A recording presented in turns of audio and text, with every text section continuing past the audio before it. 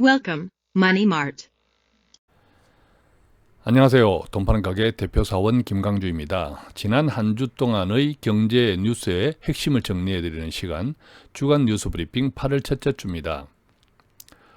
한 주 동안의 뉴스 가운데 국내, 국외 이렇게 크게 나누어 보면 국외, 물론 당연히 우리나라에도 큰 영향을 주고 있습니다만 무역전쟁이죠. 미국과 중국의 이 무역전쟁의 이 큰 이슈, 큰 뉴스가 상반된 두 가지 뉴스가 나왔습니다. 첫 번째는 미국과 중국이 물밑 협상을 시작했다라는 뉴스가 나왔고, 또한 반대로 정반대되는 미국이 중국에 당초 관세를 부과하기로 했던 관세율을 10%에서 25%로 대폭 올리겠다라는 뉴스도 나왔습니다. 무슨 이야기입니까? 물밑 협상에 저음하여 미국이 협상의 좀 주도권을 쥐기 위한 방편이 아닐까라는 생각이죠. 또한 미국 연방준비위원회에서 금리를 현재 수준 1.75에서 2%로 동결한다라는 발표를 했습니다.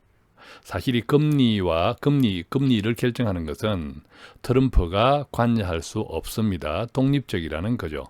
따라서 연준의 이 금리를 결정하는 이 결과에 따라서 또는 예상되는 동향 추이를 봐가면서 트럼프가 템포 조절을 해야 한다는 이야기인데, 이 미국과 중국의 무역 전쟁은 지금도 큰 영향을 주고 있지만 또 앞으로 당분간 그 영향은 계속되리라, 이어지리라 생각되지만 이제 그 정도와 파급력만 조금 달라질 뿐이지, 금리 전쟁, 이 금리가 인상되는 것에 따른 또 세계 경제, 미국 경제에 미치는 여파 또한 아주 큽니다. 그렇기 때문에 트럼프 입장에서도 이 무역 전쟁과 이 금리 인상에 따른 여러 가지 경제적 후유증을 동시에 컨트롤하기는 쉽지 않겠죠. 그래서 결국 연준은 이번 주에 금리를 동결했다는 것은 9월달 또는 12월 안에 한 번 내지 최소한 한 번 내지 두 번까지 금리를 이제 올릴 수 있는 여건, 올릴 수 있는 이유를 충분히 확보했다. 이번에 동결함으로써 그런 뜻이기 때문에 당장의 트럼프 입장에서는 이 무역 전쟁과 금리 인상으로 인한 후유증을 같이 컨트롤하기 힘들기 때문에 무역 전쟁은 당분간 지금보다는 조금 강도를 줄이는 쪽으로 갈 수밖에 없지 않나 하는 생각이고요. 또한 지금까지도 중국은 말할 것도 없거니와 미국 역시도 이 무역 전쟁에 대한 피로, 무역 전쟁에 따른 미국 대기업들의 손실 엄청나게 늘어나고 있습니다. 또 주요 표밭인 그런 미국의 농가들의 여러 가지 수익성 악화, 또 매출 판로 축소 이런 등등의 압박 또한 트럼프가 쥐고 있습니다. 그래서 이번에 또 농가에 큰 돈을 지원하기로 결정을 했죠. 이 또한 미국의 세금이기도 합니다. 미국은 알다시피 아주 엄청난 부채 국가입니다. 채권을 계속 발행을 해서 그 돈으로 재정 적자를 메우고 있는데, 결국 이 무역 전쟁의 지금 현재 시점에서 미국은 오히려 부채가 계속 늘어나고 있는 부담이 있다는 거죠. 국내적으로도 최저임금 그대로 확정되는 분위기입니다. 분위기가 아니라 거의 확정이 되었는데요. 이것에 따른 국내 내수의 급격한 위축 당분간 계속 이어질 것 같은데, 이것들이 어떻게 연착륙 될 것인지, 정부가 이런 연착륙도 지금 현재의 내수 경기의 급격한 위축을 인정을 하고 나름대로 할 수 있는 처방을 내리기 시작했다라는 것도 우리가 조금 살펴보아야 될 대목이고요. 부동산 거래량은 많지 않은데 또한 반대로 집값은 떨어지지 않습니다. 지난해 파리 대책 이후로 이제 1년이 지났는데 여러 가지 장단점, 그로 인한 효과가 어떤 좋은 효과, 또 어떤 또 좀 우려스러운 효과가 나타났는지 한번 살펴보도록 하고요. 등등으로 우리가 이제 8월 첫째 주 이제 주간 뉴스 브리핑을 통해서 앞으로 우리가 어떤 준비를 해야 할까 단기적으로, 특히 예를 들면 미국 같은 경우에도 우리가 팡주라고 했던 이 기술주를 대표하던 뭐 페이스북, 뭐 아마존, 뭐 또 구글, 애플 등등의 이런 종목들의 희비가 엇갈리고 있고, 또 페이스북이 빠지고 또 그 자리에 마이크로소프트사가 다시 진입을 하는 이런 현상 또한 우리가 단기적인 투자 이런 방향들을 또 선택하는데 많은 영향을 주지 않을까 싶습니다. 이런저런 뉴스들을 토대로 우리가 어떤 것들을 지난 한 주 동안에 기억해야 할까 함께 나눠보도록 하겠습니다. 돈 파는 가게를 구독하는 당신은 정말 멋쟁이입니다. 첫 번째는 미국 금리 동결에 대한 소식입니다. 지난 7월 31일, 8월 1일 동안 열린 연준에서 미국의 현재 기준금리를 1.75에서 2% 동결하기로 결정했습니다. 우리는 지금 어떻게 되죠? 우리는 1.5니까 지금 현재 금리차가 미국 각 주에 따라서 0.25 내지 0.5 정도 차이가 계속 이제 유지되는 셈이죠. 동시에 이제 뭐 연방준비위원회에서의 금리 동결도 동결이거니와 주요한 것은 이들이 동결을 하면서 지금 현재 미국 경제에 대해서 견고한 증가세 또는 강한 증가세에 있는 것으로 경기에 대한 판단을 업그레이드 상향 조정했다는 사실입니다. 그것이 이제 9월달 이제 드디어 금리를 9월달에는 인상하겠구나라는 것을 이제 예고했다는 이야기고, 실제 시장에서는 9월뿐만 아니라 12월 달에도 금리 인상을 하겠구나라는 분위기가 더 우세하다고 합니다.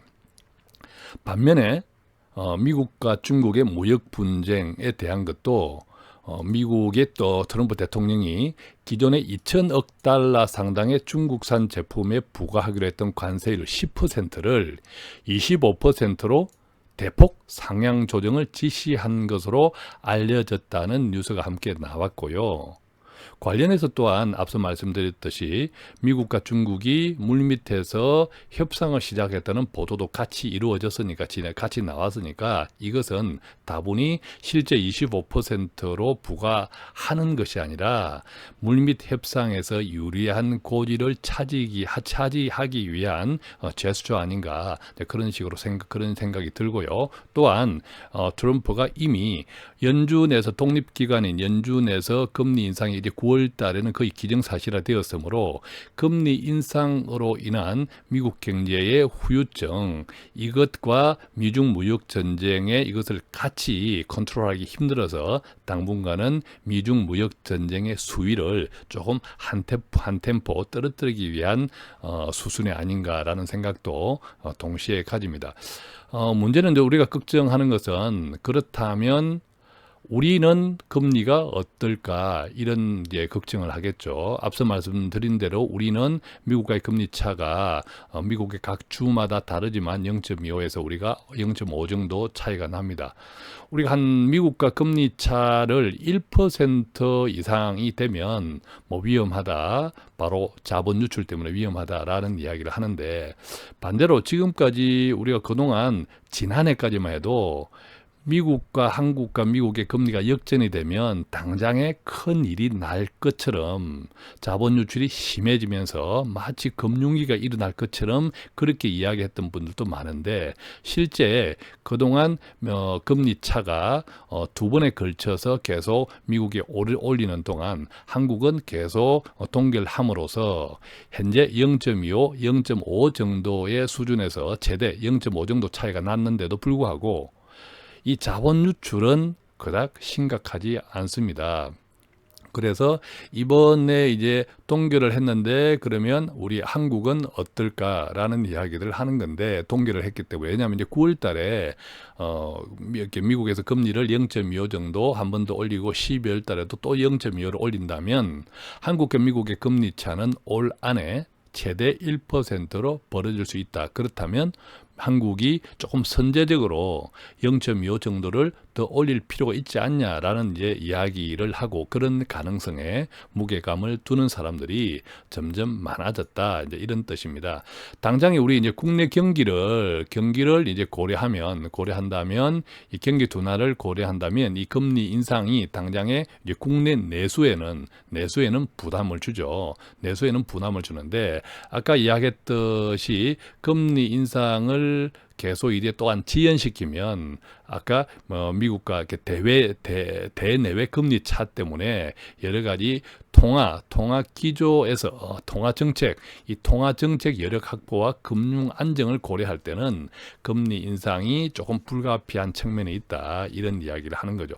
제 개인적으로는 첫 번째 아마 올해 안에 한국 역시도 금리를 한 번 정도 올리던 쪽에 저는 더 비중을 두고 있습니다. 그러면 미국이 올해 안에 두 번에 걸쳐서 금리를 올린다고 하면 올리는데 한국이 전혀 반응하지 않으면 1% 최대 차이가 나는 것이고 미국이 두 번 올리는 사이에 한국이 한 번 정도 올리면 지금 현재 0.5 수준에서 최대 한 0.75 정도 차이가 나니까 한 1%의 그 차이는 내년으로 유보되는 이제 그런 정도로 예측이 되면 제 생각에는 그래도 1%는 넘지 않는 범위 내에서 올해 한미 금리 차이를 관리한다고 할 때 한 번 정도 올리지 않을까 이런 생각이 듭니다.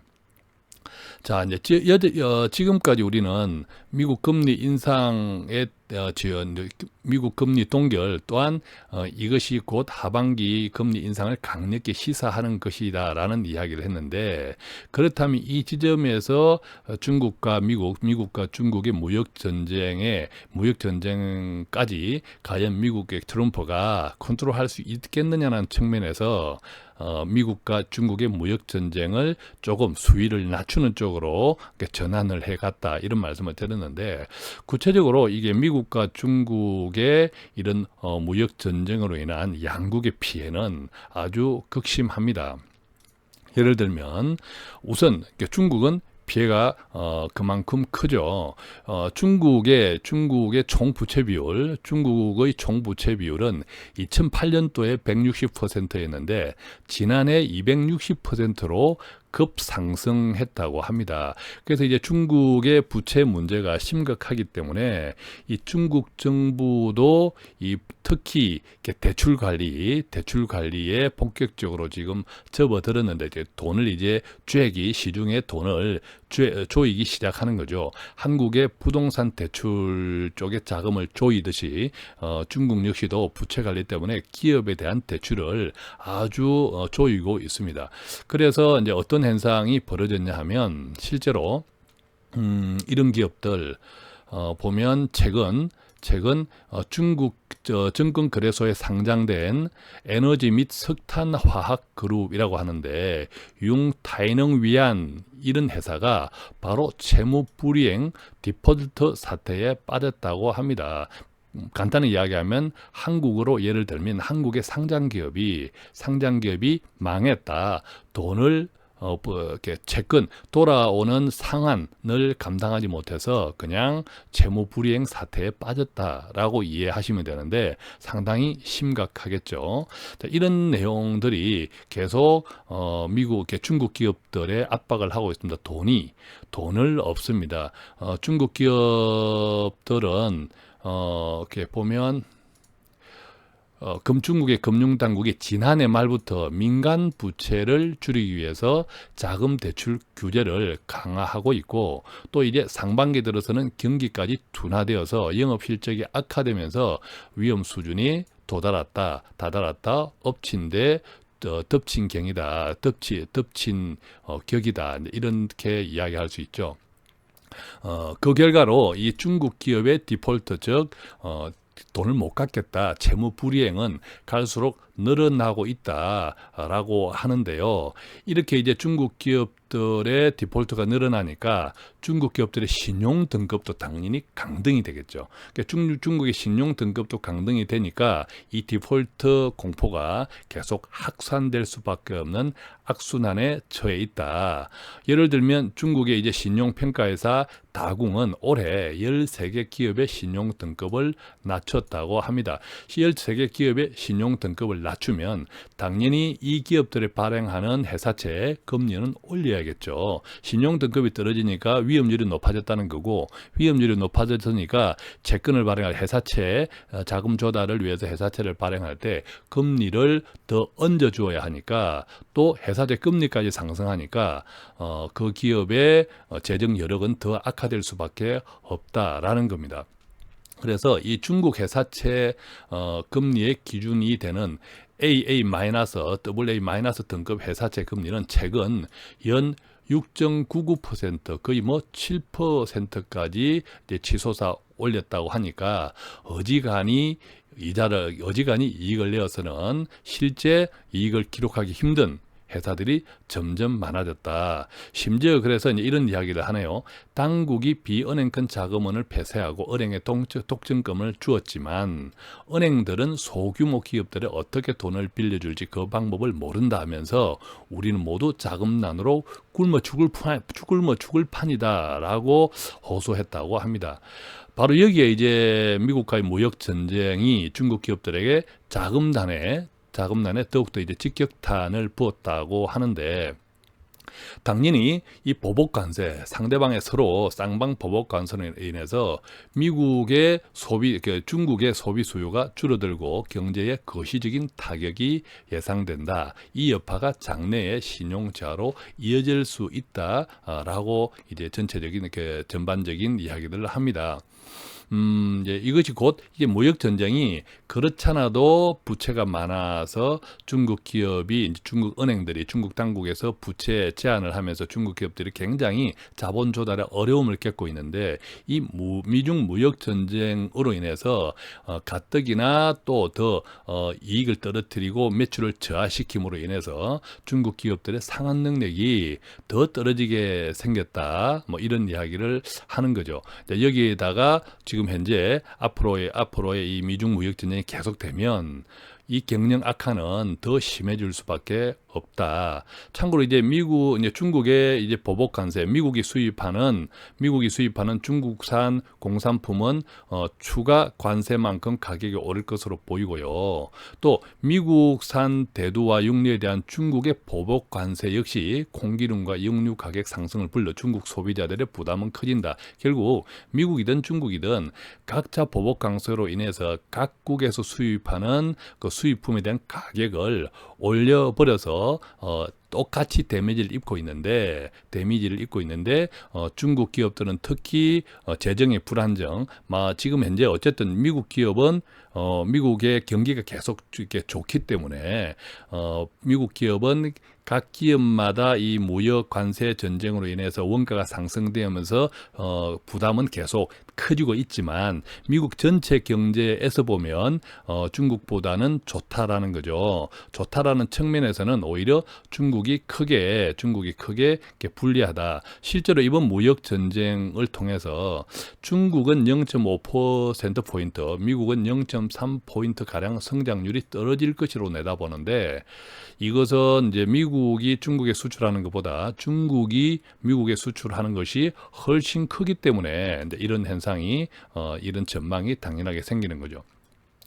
우리가 잘 아는 이렇게 알리바바 그룹, 알리바바 그룹 마윈 회장도 지난번 저장성 기업인 200여 명이 모인 회의에서 이런 이야기를 했다고 합니다. 미국과 중국의 무역 전쟁이 계속될 30년간 세계 경제의 판이 새로 짜일 것이다라고 하면서 개방 때와 비슷한 거대한 변화가 일어나고 여기 있는 200개 기업 중 20개 정도만 살아남을 것이다. 이 이야기는 그 자리에 모인 200개 기업 중에서 90%가 망할 것이다 라고 이 알리바바 그룹의 마윈 회장이 예측을 했다 그럽니다. 그만큼 이 미국과 중국의 무역 전쟁이 중국에 끼치는 영향은 막대하다. 이제 그렇게 해석이 되는 거죠.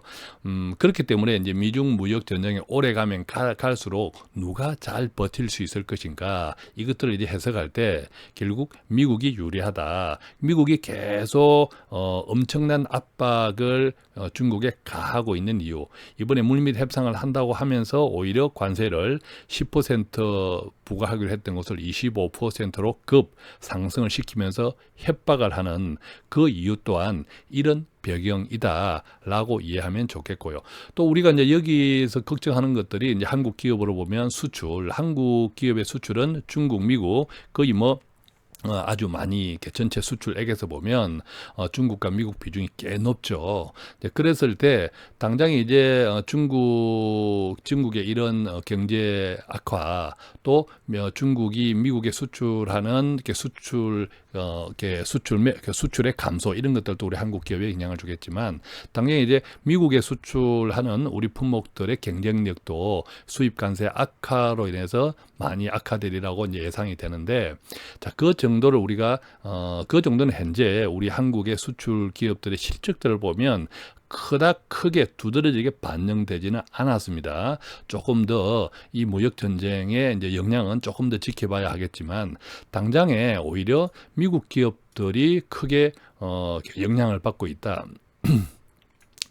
자, 이 뉴스는 어떤 거냐 하면, 트럼프발 무역 전쟁이 드디어 미국 기업에 타격을 주기 시작했다, 이런 게 뉴스인데요. 내용을 보면 조금 재밌습니다. 첫 번째 미국이 이제 트럼프는 주로 이제 한국하고 FTA 재협상할 때도 그랬고, 또 유럽과 지금 무역 전쟁을 벌이면서 트럼프가 계속 첫 번째로 가져오는 첫 번째로 사례로 예시로 드는 품목이 바로 자동차죠.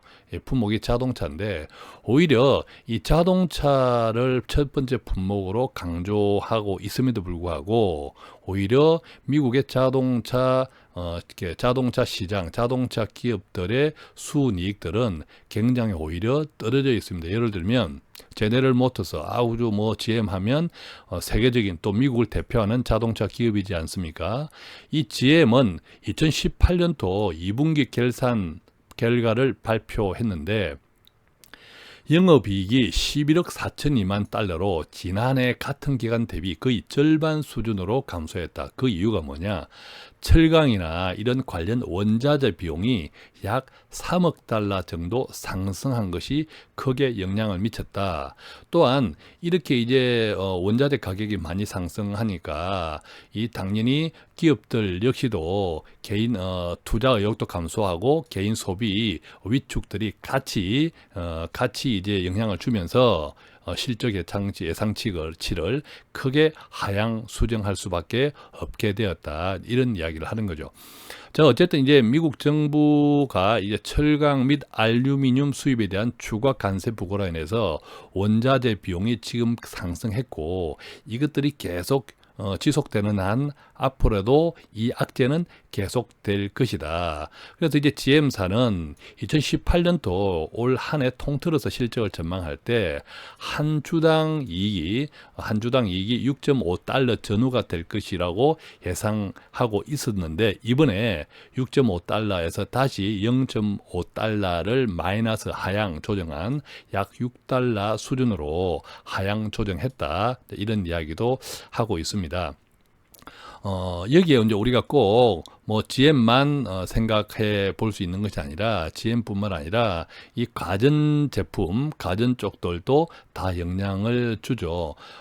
최근 이제 삼성전자나 LG전자랑 세탁기 전쟁, 미국의 가전회사 월풀과의 세탁기 전쟁에서도 이런 사례가 있었지만, 결과적으로 미국의 월풀 월풀 가전 메이커 월풀의 실적이 크게 악화되었습니다. 이 또한 이 원자재 가격이 급등했기 때문인데요.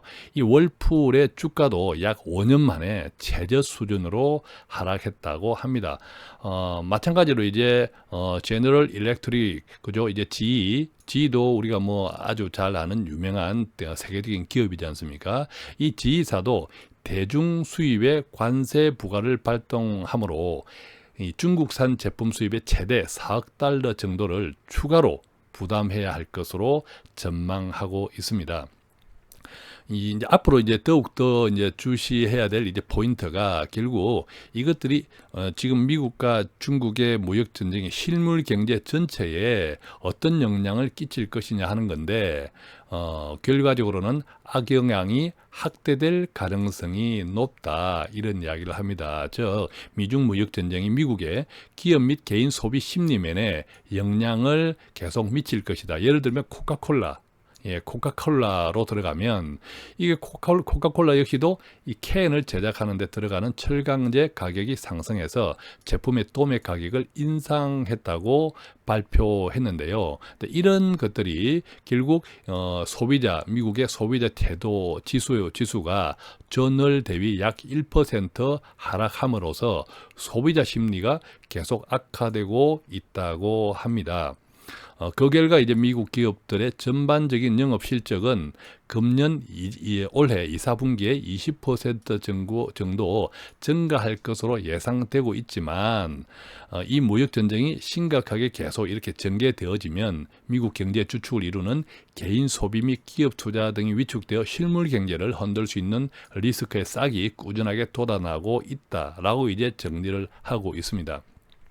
미국 경제 전반적으로는 좋지만 그래서 이제 금리 인상을 하는 거죠. 금리 인상을 하게 된 배경인데 이 미중의 무역 전쟁이 전반적으로 좋은 미국 경제의 성장을 까먹고 있다. 이 까먹고 있음에도 불구하고 이제 전체적으로는 성장하고 있지만 이 미중 무역 전쟁이 계속 진행이 되면 미국도 결국 타격을 받을 수밖에 없고 실질적으로 타격을 받고 있는 그런 지표들이 계속 등장을 하고 있다. 이렇게 이해할 수 있겠는데 최근에 이제 관련해서 트럼프가 이 미국 농산물 중국에 수출했던 이 대두 이런 농산물 쪽에 농가에 120억 달러의 이제 긴급 자금을 지원하겠다고 나섰죠. 결국 이것은 미국이 시작한 무역 전쟁이 부메랑이 되어 자국 산업에 악 영향을 미치고 있다는 것을 트럼프 스스로 시인한 셈이다. 그러면서 그 악영향의 대가는 납세자인 바로 국민이 치르는 꼴이다. 이런 설명을 하고 있습니다.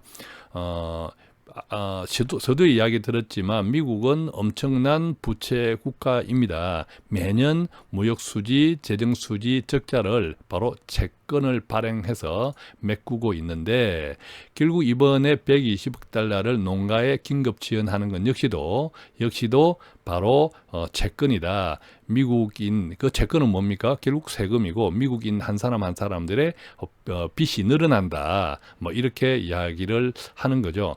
미국의 이런 실제 이 공화당 중진 밥 코크 상원의원은 이렇게 이야기를 합니다.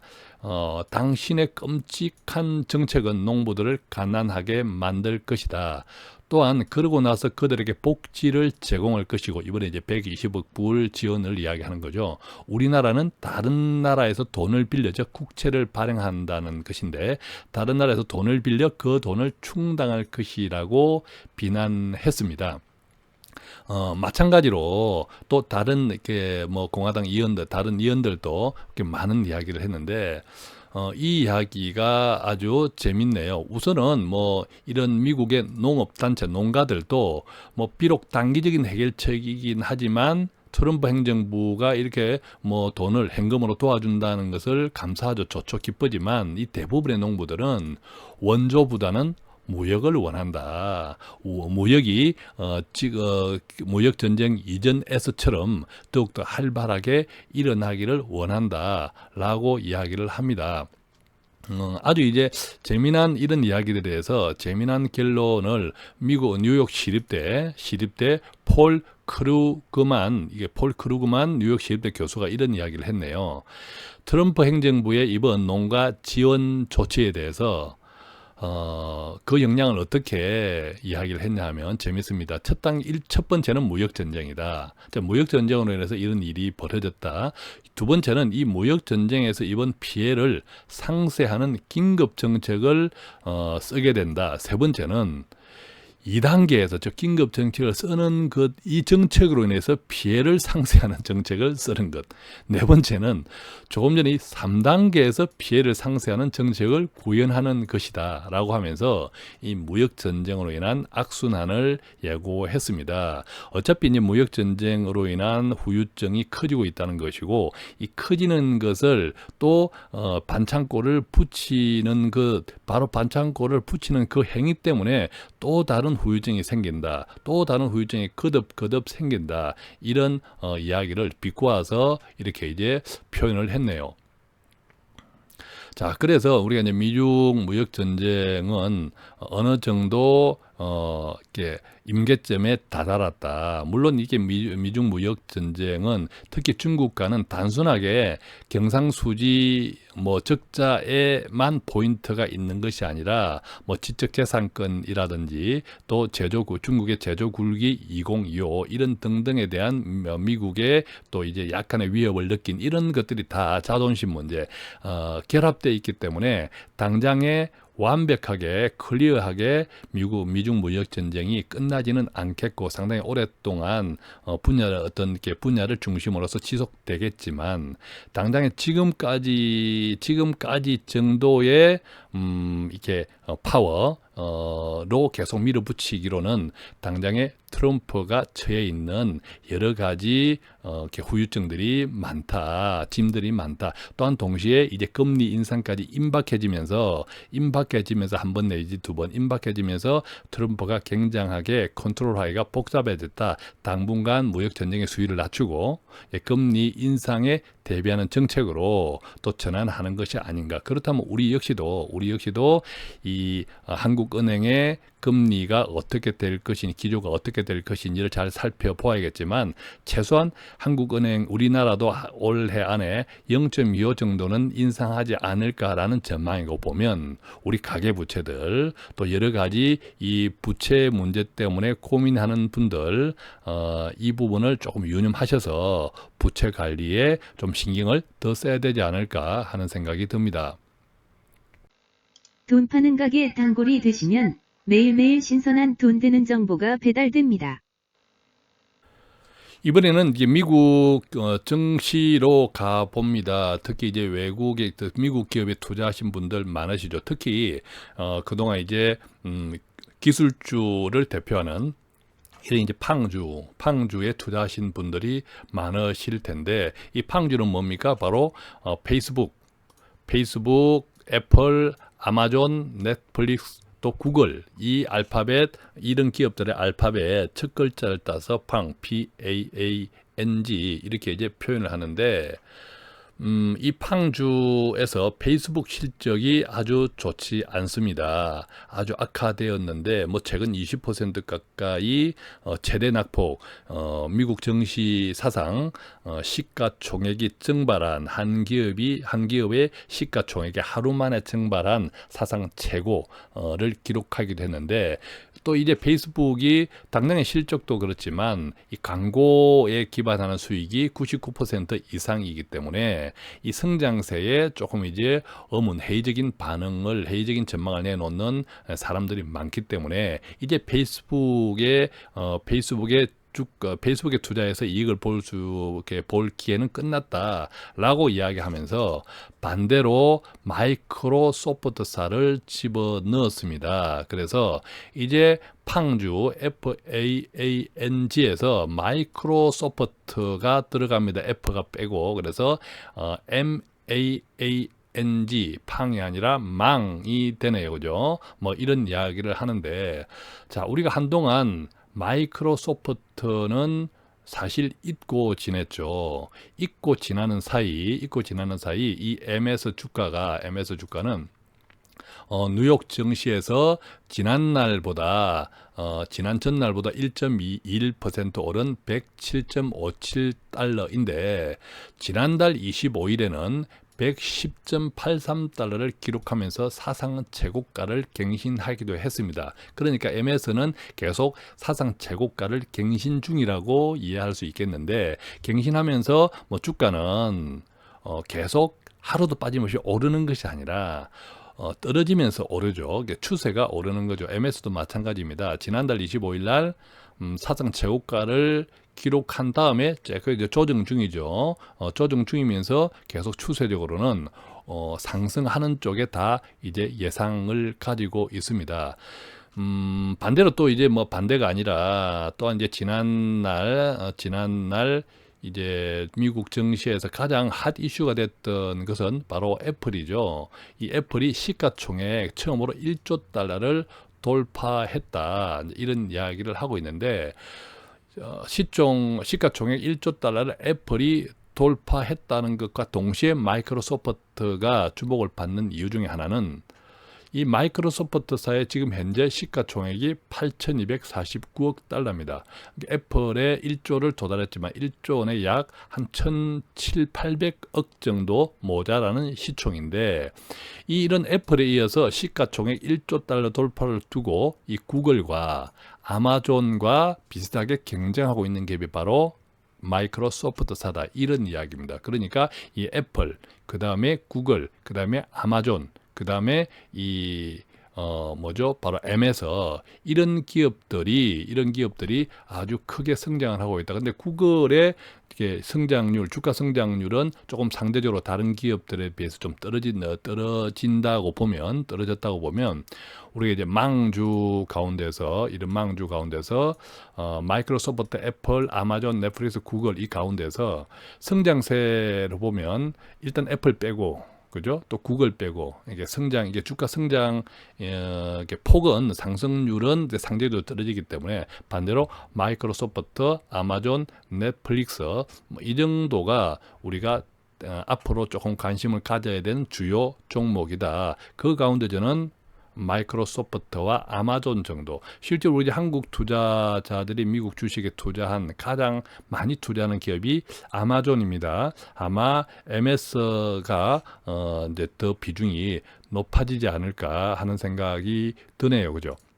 이 아마존은 뭐 한마디로 이게 이제 그 그래프가 나옵니다. 우리가 아마존 아니고 MS 주가 이제 그래프가 나오는데, 자꾸 이제 아마존이라고 하네요.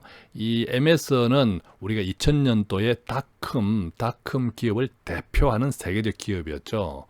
그래서 이 2000년도에 주가가 이제 50불을 이렇게 찍었는데, 이 보면 아주 뭐 가파르게 그때 뭐 100배 이상 이제 성장을 했죠. 그러다가 이 버블이 꺼지면서 절반 반토막 이하가 났고, 그러다가 이제 계속 이렇게 뭐 비슷비슷하게 행보를 하다가 이제 2018년에 이르러서 다시 큰 폭으로 이제 상승해서 오히려 닷컴 버블 시대의 주가를 2배 이상 상회가는 이런 호실적을 거두고 있습니다.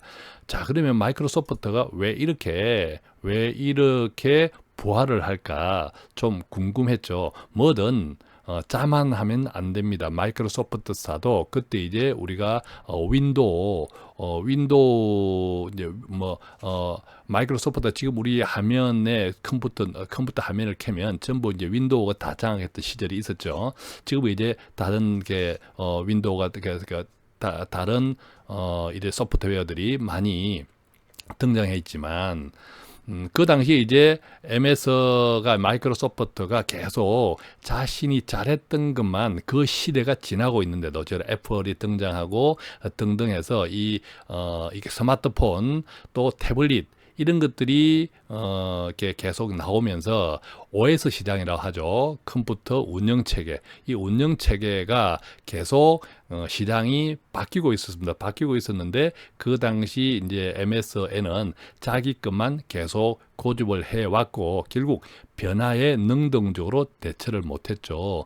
그 결과 계속 이제 수익이 떨어지고 했었는데 이제는 바로 이제 정신을 차려서 인공지능, 그다음에 클라우드 서비스, 사물 인터넷 이런 등등으로 수익 구조를 다변화했고 그 수익 구조를 다변화한 것들이 실적에 그대로 개선 쪽에 반영이 되면서 큰 폭의 주가 상승을 이끌고 있습니다. 실제로 이 MS의 올해 2분기 매출 비중은 상품이 57%, 서비스 및 기타가 43% 수준으로 이것을 보더라도 다양한 사업으로 급변하는 인터넷 시장에서 제대로 대응하고 있다. 이런 의미로 다들 해석을 하고 있다고 합니다. 자, 그래서 이제 미국의 해외 투자, 해외 기업에 투자하시는 분들, 팡주가 아니라 이제는 망주다. 그 가운데에서도 마이크로소프트와 아마존을 특히 주목하면 좋겠다라는 의견을 개인적으로 드리고요.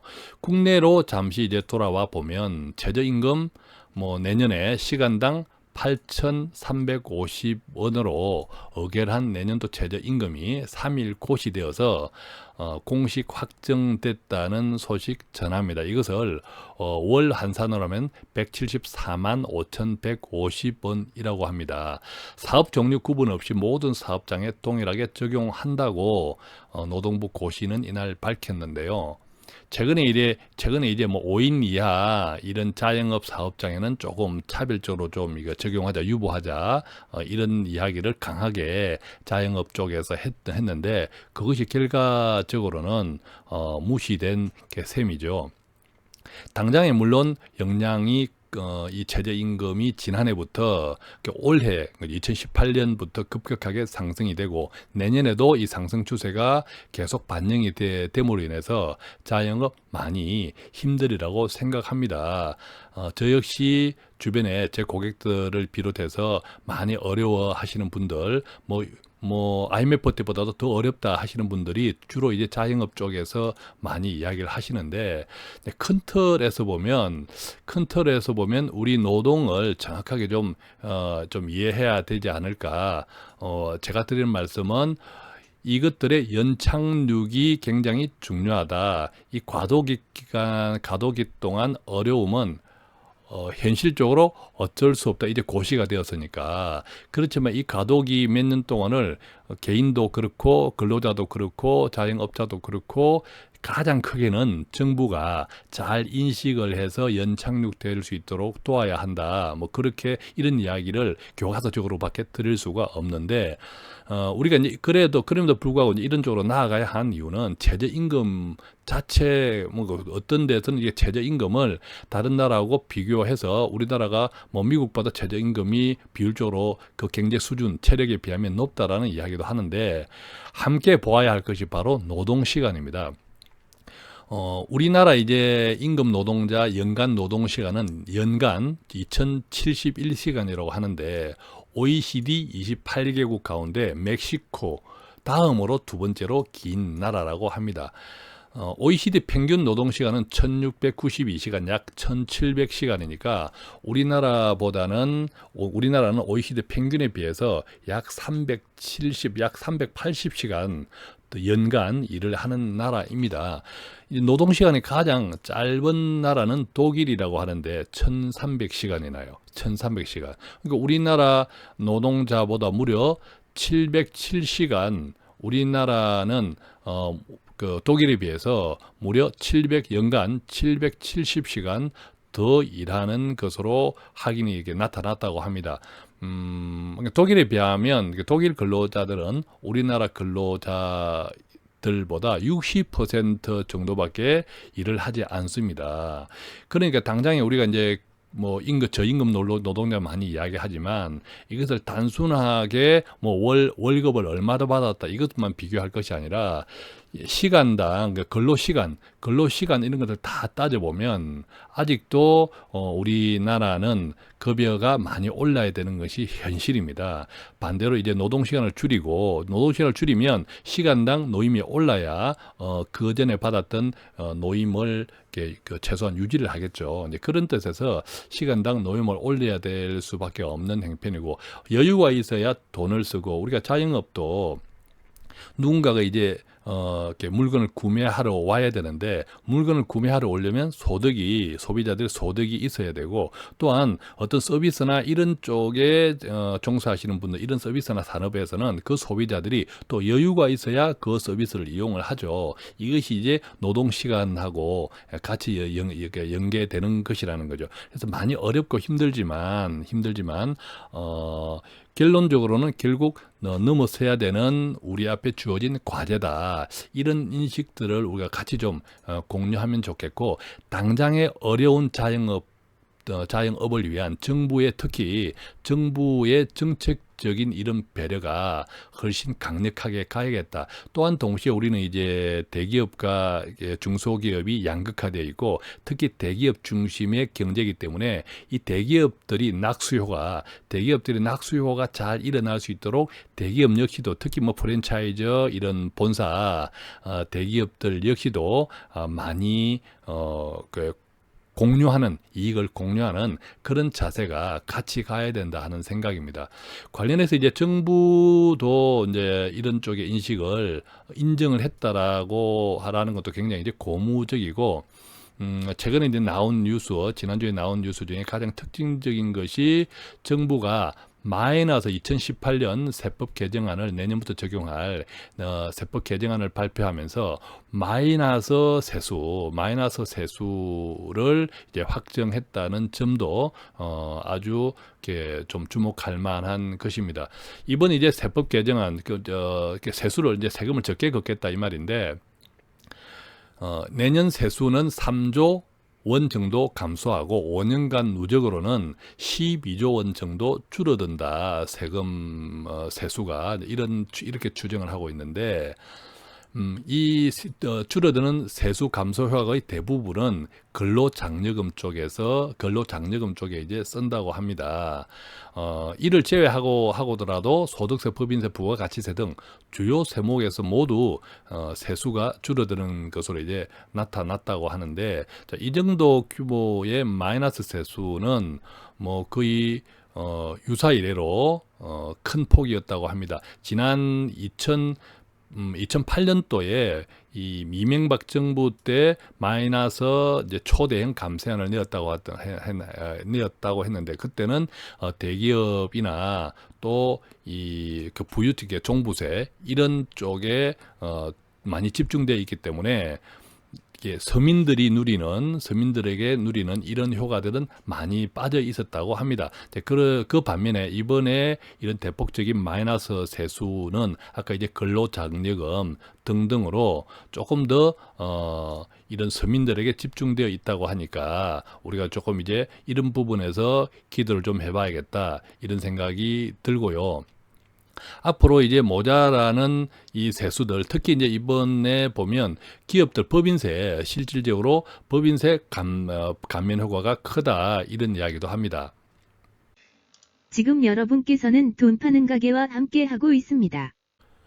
예를 들면 이제 앞으로 5년간 법인세를 깎아주겠다 하는 것이 5년간 법인세의 누적 감세안만 하더라도 1조 8천억 원에 달한다고 하는데, 예를 들면 신성장 기술 연구개발 R&D 비용 세액공제, 또 설비 투자 세액공제 등 이 혁신 성장 촉진을 위한 세제 혜택을 다수 포함시켰기 때문에 이는 주로 대기업이 수혜를 누릴 것으로 예상된다고 합니다. 그런데 이 부분에 대해서 우석진 명지대 교수는 경제학과 전공인데, 혁신 성장에 대한 정부 인식이 대기업 투자 활성화와 다르지 않다는 것을 보여준 것이라고 하면서도 실효도 크지 않아 세제 지원이 없어서도 추진될 투자에 대한 감세 선물이 되고 말 것이라고 꼬집었다고 하는데, 이 말이 무슨 이야기냐면, 대기업은 이렇게 세제 혜택을 주지 않더라도 어차피 신성장 기술 연구개발 R&D나 이런 쪽을 추진할 수밖에 없다. 기업 경쟁력을 제고하고 세계적인 트렌드 추세를 따라가야 하기 때문에 이것 아니어도 어차피 이런 투자는 할 것인데, 어차피 할 것인 것에 대해서 오히려 감세를 주었다라고 하는 점을 이제 꼬집었는데, 저는 이것을 이제 또 바꾸어서 이야기하면 그만큼 정부가 이 대기업들의 조금 투자를 촉진할 수 있는 기분 좋게 하는 정책이 아닌가. 그래서 대기업이 투자를 좀 많이 해라. 그래서 이런 최저임금 인상 등등의 악화된 내수 경기에 정부뿐만 아니라 대기업 역시도 조금 동참케 하려는 당근이 아닌가, 이런 생각을 또한 이제 가져봅니다. 어렵죠. 어려운데 이것을 어차피 되돌릴 수 없는 거라면 같이 이겨내야 할 거라고 생각이 들고, 특히 앞서 말씀드린 대로 이 우리나라의 이렇게 많은 노동시간, 또한 상대적으로 노동시간에 비할 때 이 적은 임금이 개선되지 않으면 앞으로의 양극화 더 심해질 것이고, 장기적인 인구가 감소되는 추세에서 장기적인 내수, 소비 역시도 기대하기 점점 어렵기 때문에 우리가 이 부분은 조금 길게 보면 우리 청년들을 위해서도 이제 잘 극복해야 될 문제가 아닌가 하는 생각이 듭니다. 다음으로는 이제 정부의 파리 조치 1년 이상 되었죠. 1년 이상 되었는데 이런 기사가 있습니다. 거래량과 가격의 흐름의 연관성이 끊겼다. 결론적으로 뭡니까?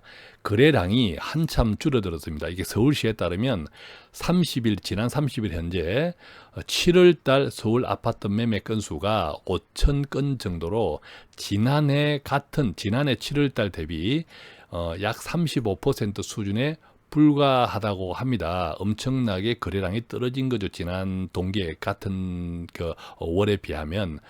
특히 이제 강남 상구, 강남 서초, 송파의 경우에도 468건에 불과해서 전년 지난해 동기 무려 20% 5분의 1도 거래가 이루어지지 않았다고 합니다.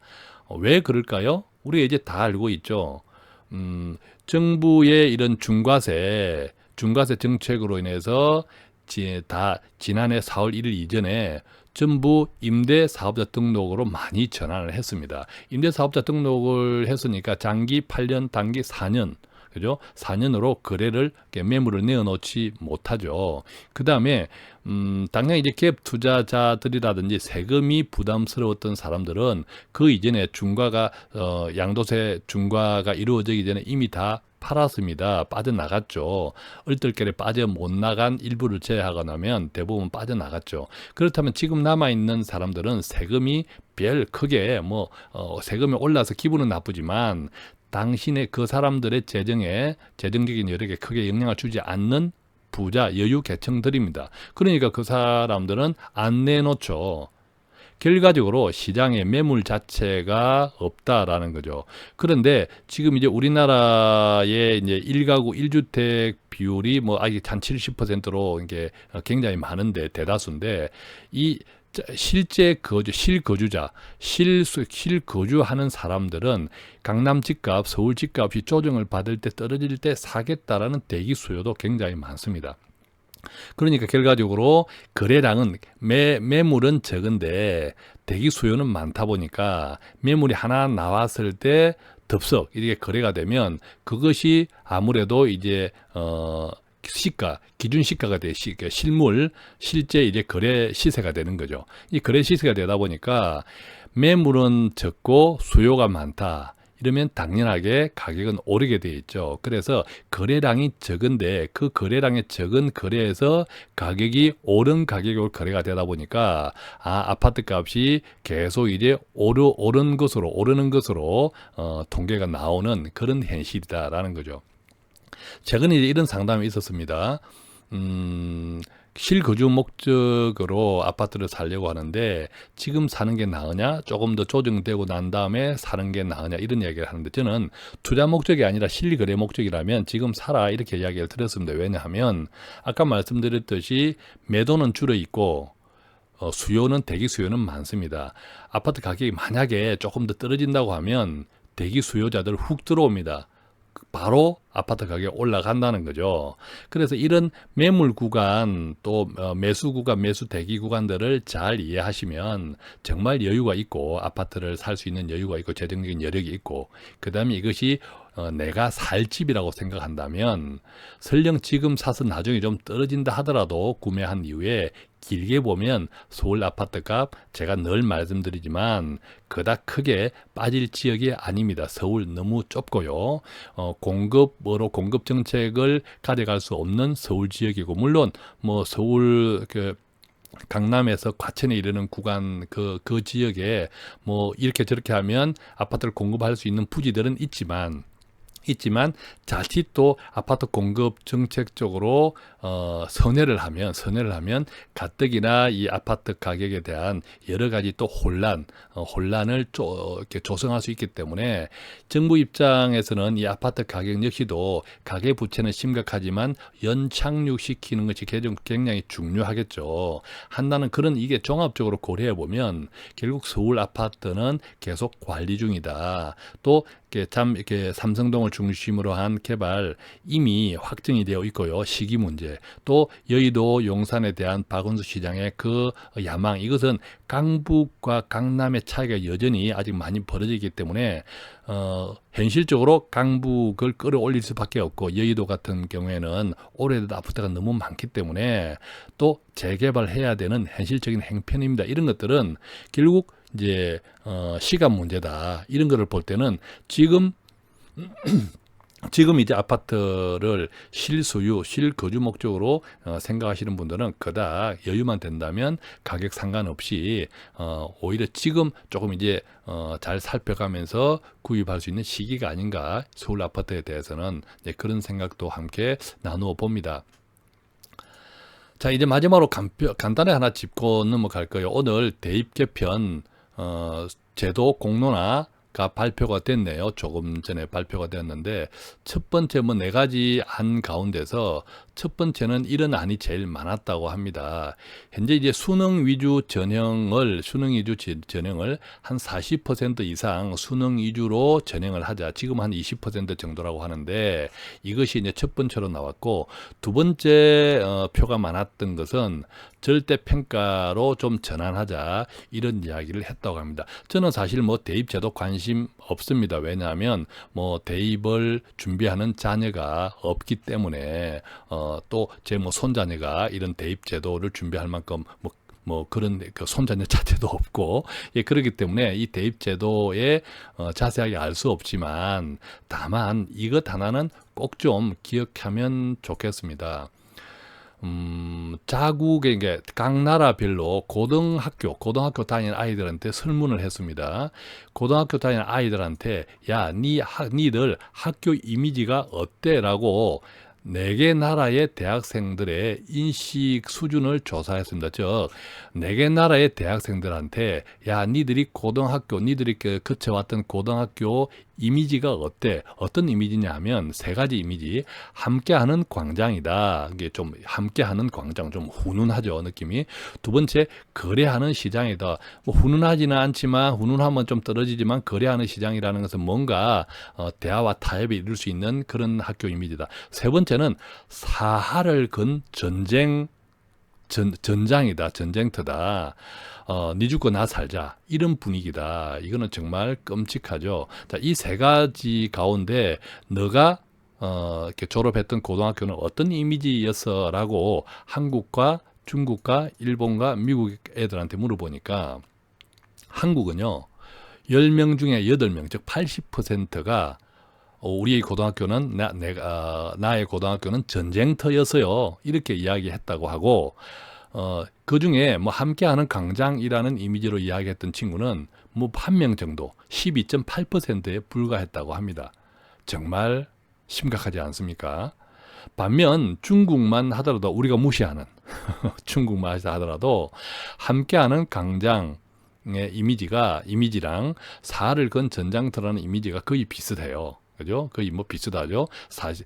함께하는 강장 42.8%, 함께하는 강장 46.6%, 살을 건 전장터다 42.8%. 그러니까 중국만 하더라도 비슷하지만 함께하는 강장이다라고 생각하는 비율이 더 높죠. 일본은요. 일본은 함께하는 광장이다라는 비율이 우리나라하고 완전 정반대입니다. 거의 80%에 육박합니다. 75.7%. 살을 건 전장터다라고 자신의 고등학교 이미지를 기억하는 친구들은 13.8%, 10명 중에 약 1명 정도, 1명 이상 정도에 불과한 수준입니다. 우리나라하고 완전 다르죠.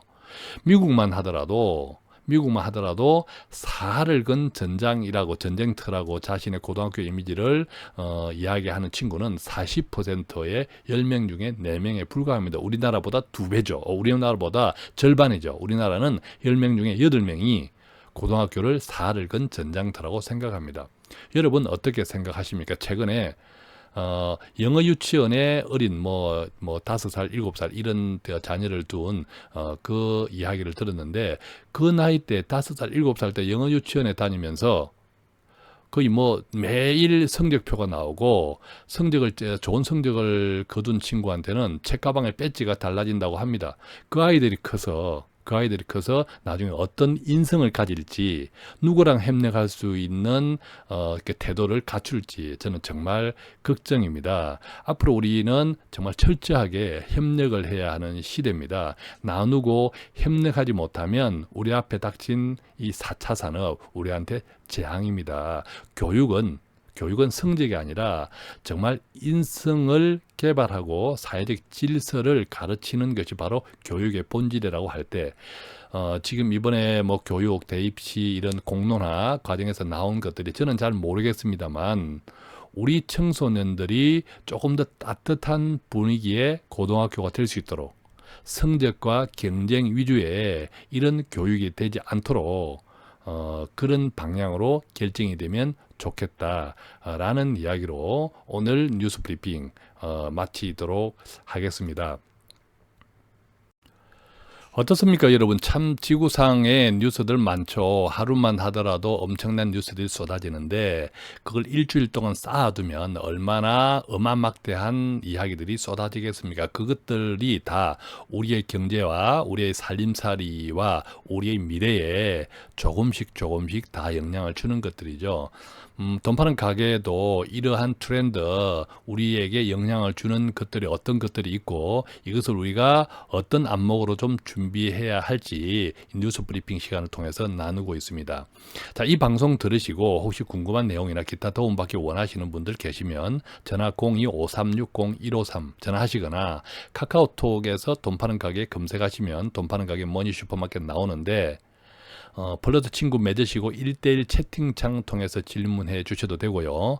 돈 파는 가게 홈페이지 moneymart.kr 들어오셔서 또 게시판을 통해서 질문 남겨주셔도 됩니다. 아는 범위 내에 최선을 다해서 답해 드리도록 하겠습니다. 고맙습니다.